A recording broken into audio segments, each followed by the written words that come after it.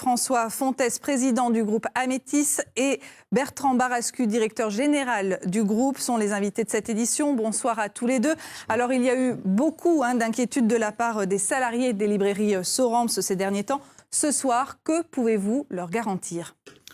Alors la garantie que nous avons donnée également auprès de la Cour d'appel et du tribunal de commerce au départ, c'est-à-dire le maintien des 94 salariés que nous reprenons pendant 4 ans. C'est un engagement ferme, c'est un engagement judiciaire. Donc les salariés peuvent être satisfaits aujourd'hui. Ils seront garantis d'être restés dans leur emploi pendant les 4 années qui viennent. Et c'était notre souci majeur. Et la conservation du site Odysseum. Et bien entendu, la garantie de conserver le site Odysseum qui nous paraissait le site sur lequel on avait la plus grosse progression à faire. Quels sont vos projets concernant les 3 librairies ? Les 3 librairies, donc on va les rénover toutes les unes après les autres. Sur Odysseum, on va changer un petit peu la programmation. Nous allons adjoindre de nouvelles activités sur Odysseum. On va les relifter complètement. Sur Alès, nous allons également aller reprendre un grand lifting de la librairie actuelle, voire peut-être la déplacer, parce que j'ai cru comprendre qu'effectivement, il y avait trop peu de mètres carrés pour que cette librairie marche bien, ou en tout cas mieux. Donc voilà, donc on va... C'est un investissement de combien ?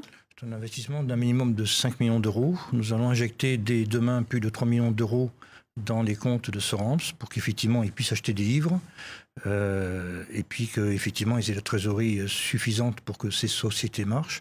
Donc c'est 5 millions d'euros, probablement qu'on va monter à 6 ou 7 dans les prochaines années. Selon vous, qu'est-ce qui a été déterminant pour que finalement ce soit vous et non pas le Furet du Nord qui l'emporte ?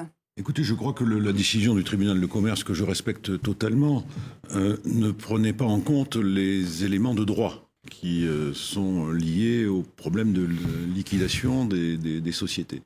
Je crois que les magistrats de la Cour d'appel se sont attachés essentiellement à motiver leur arrêt sur des éléments factuels de droit. Vous êtes architecte, reprendre une librairie, c'était un rêve depuis longtemps ?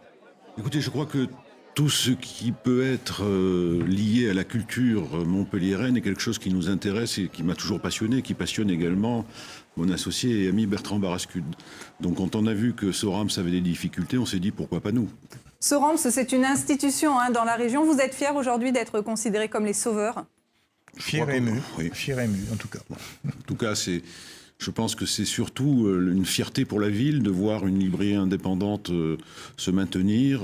Philippe Sorel y tenait beaucoup, nous y tenons beaucoup également. Donc voilà, l'aventure commence maintenant. On se met au travail. Merci beaucoup à tous les deux d'avoir répondu à nos questions.